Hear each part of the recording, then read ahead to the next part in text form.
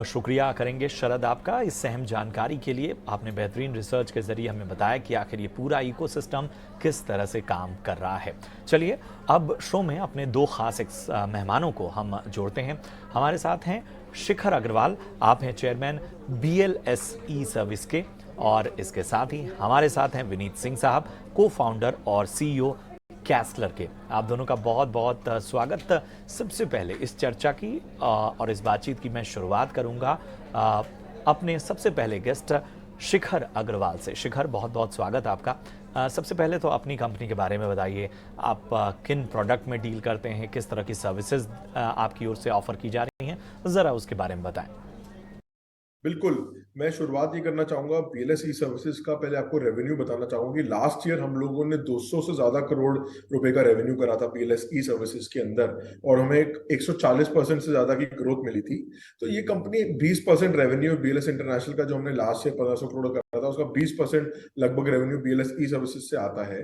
ये कंपनी की आज की डेट में 50,000 से ज्यादा सेंटर्स हो गए हैं इंडिया के अंदर, जिसके अंदर हम ई गवर्नेंस का सर्विस काम करते हैं। तो ई गवर्नेंस के अंदर क्या होता है कि अलग अलग स्टेट्स में हमें अलग अलग सिटीजन सर्विस आउटसोर्स हुई हुई है।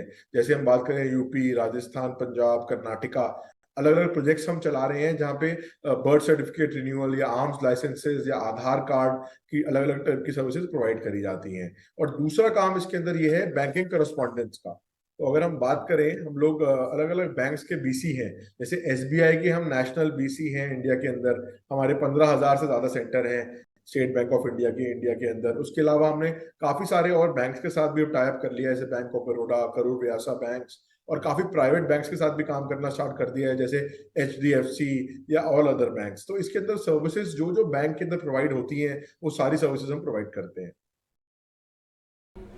बिल्कुल, तो ये वो सर्विसेज हैं और प्रोडक्ट्स हैं जिसमें शिखर डील करते हैं, और जो कस्टमर्स को वो ऑफ़र कर रहे हैं, और इसमें बहुत बड़ी भूमिका इनके डिजिटल स्टोर्स की है।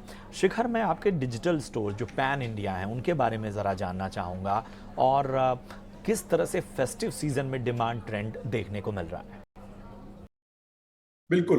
तो जैसे आप जानते हैं, हम लोगों की रीच काफी इंडिया के अंदर हो गई है, तो इन सेंटर्स के अंदर काफी फुटफॉल आती है। डेली के 6 से 7 लाख आदमी इन सेंटर्स पे आ रहे हैं, जो हमारे सिटीजन सर्विस और बैंकिंग करस्पॉन्डेंट बिजनेस में लोग आ रहे हैं अलग अलग सर्विसेज लेने के लिए, जो हमें एक्सक्लूसिव कॉन्ट्रैक्ट्स गवर्नमेंट से मिले हुए हैं और आउटसोर्स्ड हैं। तो इसीलिए हम ये देखते हैं कि ये लोग जो आ रहे हैं, इनको और कौन सी सर्विसेज की रिक्वायरमेंट है। तो इसके लिए हमने डिजिटल स्टोर्स काफी सारे इन सेंटर्स पे स्टार्ट करे हैं, जहाँ पे हम अलग अलग टाइप की चीजें, जैसे TVs, computers, printers, different different type की चीजें, इलेक्ट्रॉनिक बाइक्स, हमने कार कंपनी के साथ भी टाई अप करा है। अब हम FMCG प्रोडक्ट्स भी चालू करने वाले हैं।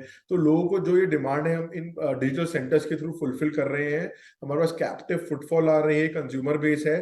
अब उनको हम क्या क्या अपसेल कर सकते हैं प्रोडक्ट साइड में, जिसमें हम ये सब चीजें कर रहे हैं, और सर्विसेज साइड में भी बहुत अपॉर्चुनिटी है। शिखर, फेस्टिव सीज़न वाला सवाल थोड़ा सा अधूरा रह गया, उसका जवाब थोड़ा अधूरा रह गया।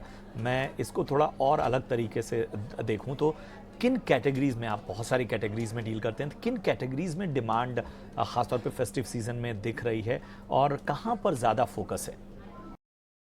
बिल्कुल। देखिए, हमारे लिए बिजनेस बहुत नया है। हमने अभी एक दो दो तीन महीने पहले ही ये सर्विसेज स्टार्ट करी है बेचनी।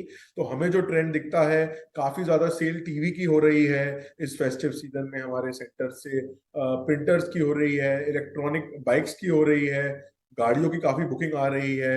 तो अलग, और अभी हमने रिसेंटली FMCG चीजें भी स्टार्ट करने के लिए हमने प्रोडक्ट्स लॉन्च कर दिए हैं। तो हमें इन सब चीजों में काफी ज्यादा ग्रोथ दिख रही है। शिखर, जरा अपनी कंपनी के आगे के फ्यूचर प्लान्स के बारे में बताइए। IPO को लेकर काफ़ी चर्चा है, उस बारे में कहाँ तक बात पहुँची है, किस स्टेज में है वो फिलहाल। देखिए, जैसे आप जानते हैं, BLS सर्विसेज में हमें कम से कम 140% की ग्रोथ मिली है कंपेयर टू लास्ट ईयर।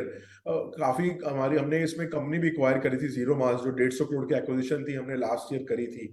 और अब हम इस कंपनी का एक इसको हमने सेपरेट सब्सिडरी बन गई है बीएलएस इंटरनेशनल की, और बीएलएस ई सर्विसेज के अंदर सारा बिजनेस आ गया है। और ये कंपनी का हमने डीआरएचपी भी फाइल कर दिया है आईपीओ लॉन्च करने के लिए। तो हमें लगता है और 3-4 महीने का टाइम लगेगा आईपीओ, या 2-3 महीने, जब भी सेबी का अप्रूवल आता है। हम इसके अंदर 2.41 crore share preference share allotment करेंगे, जो पैसा सारा कंपनी के अंदर आएगा। आफ्टर लिस्टिंग भी ये बीएलएस इंटरनेशनल की सब्सिडरी ही बनी रहेगी।